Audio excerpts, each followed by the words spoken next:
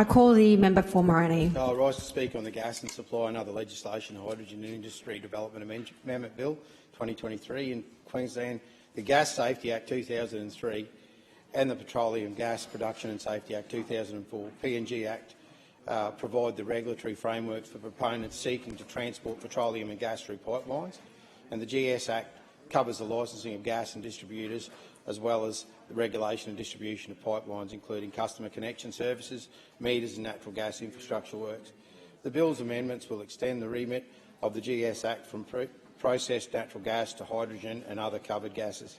To achieve this, the bill introduces a new term of covered gases, which is defined in the bill as a primary gas, processed natural gas, hydrogen, biomethane, synthetic methane or a gas blend.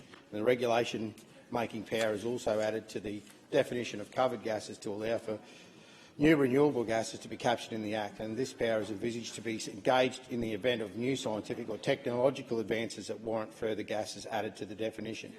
The bill also includes a range of consequential amendments to extend provisions from processed natural gas to covered gases.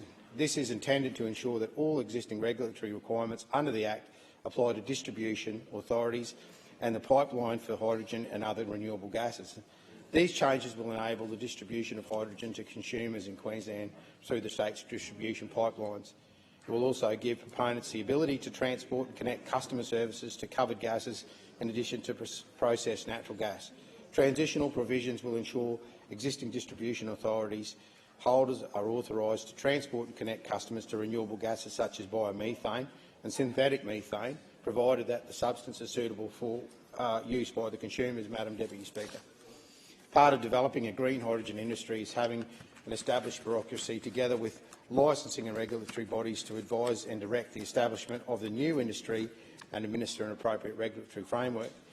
The Queensland Government is investing heavily in the development of green hydrogen and ammonia through the Queensland Hydrogen Industry Strategy 2019-2024, $35 million Hydrogen Industry Development Fund and the $4.5 billion Queensland Renewable Energy and Hydrogen Jobs Fund. According to the Minister's introductory speech on the bill on the 9th of May 2023, the Palaszczuk Government Queensland Energy Jobs Plan commits to the government to transforming the state's energy system. To get there, he said, it will take a huge effort to build vast amounts of new renewable energy, recognising the impracticality of battery storage as a replacement for trucks and heavy haulage transport. The government is relying on green hydrogen to power everything from shipping, aviation, large trucks and industrial processes like making green steel and fertiliser. As the Minister commented, Australia cannot meet its international climate targets without decarbonising its heavy haulage transport fleet, and that battery-powered trucks up and down the Bruce are just not feasible, according to the Minister. We are at the dawn of the most significant transformation of our economy since the Industrial Revolution. By 2040, our green hydrogen industry could support 10,000 jobs and generate over $33 billion in economic activity, comparable to Queensland's LNG industry, and contribute nearly as much as the mining did to this state 2019 and 20, delivering on our steadfast commitment to deliver 70% renewable energy by 2032 and 80% by 2035. The Minister even went so far as to claim Queensland's green hydrogen industry is not a pipe dream but a pipeline of real action. This is highly debatable, Madam Deputy Speaker. The practicality and cost issues of hydrogen are such that it's highly unlikely it will ever be the solution to energy storage conundrum that so many experts are wrestling with today. You only have to look at the facts, starting with the fact that 99% of today's global produced hydrogen is grey hydrogen made from fossil fuels. Green hydrogen, which Australian governments are hyping the silver bullet for achieving its net zero commitments, accounted for only 0.04% of global hydrogen production in 2021. Despite hundreds of billions of dollars spent worldwide on developing green hydrogen industry, there has been almost no commercial production of green hydrogen anywhere in the world. Even in the US, where the 2021 Infrastructure Investment and Jobs Act appropriated $9.5 billion for clean hydrogen, and 2022 Inflation Reduction Act provided an even greater level of support through its hydrogen production tax credit, progress has been negligible. At present, there are only 1,500 miles of hydrogen transmission pipelines in operation throughout the country. Furthermore, almost all current hydrogen mileage exists in rural areas and is exclusive to smaller diameter transmission lines. In JP Morgan's 2022 annual energy paper, it states that current green hydrogen production is negligible. This means there are almost no prototype green hydrogen systems operational at present, although enough is known about the processes of producing and distributing green hydrogen to know that problems involved in scaling up the industry are substantial and the costs are enormous. Madam Deputy Speaker, the bill and its objectives reveal a concerning disregard for some of the well-known safety risks relating to the transport of hydrogen by pipeline. The government seems to regard the blending of hydrogen into the gas supply as a quick and easy way to support the development of local green hydrogen industry by creating guaranteed demand.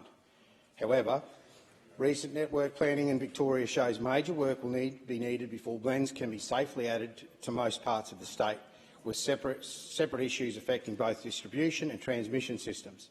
Total costs are still unknown, but it is clear that blending in most places won't be possible until 2030 or later.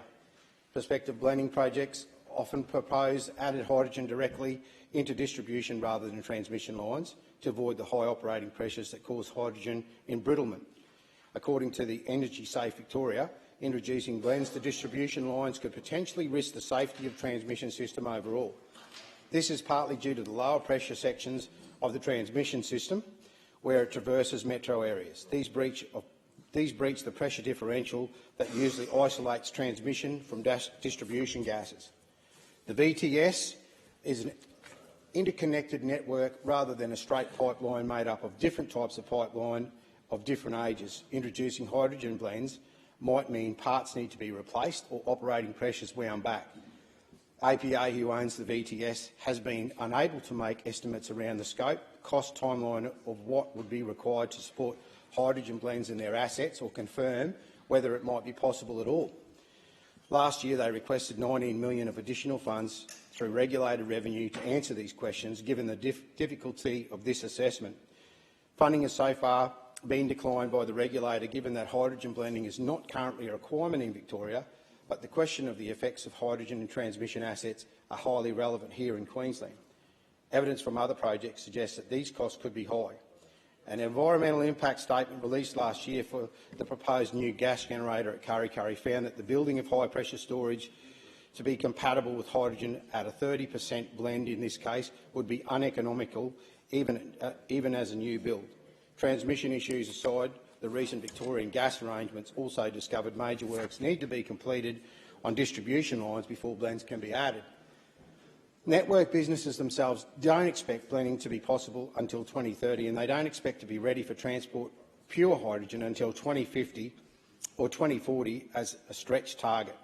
Programs already underway to replace legacy low-pressure mains, especially cast-iron lines, would need to be finished before hydrogen blends could safely be injected, with the largest works remaining in the urban multi-net network. A recent feasibility study completed with ARENA for Ballarat confirmed that there was a need to replace these older low-pressure mains before adding hydrogen. It also found that hydrogen's lower energy density reduces the carrying capacity of the network slightly, sometimes requiring the system to be upsized.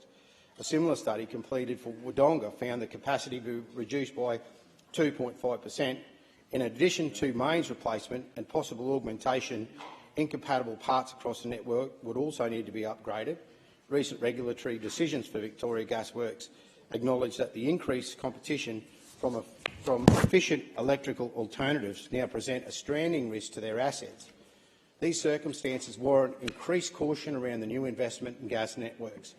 Safe and reliable operation remain essential, but as far as possible, unnecessary spending on infrastructure expected to become stranded should be avoided.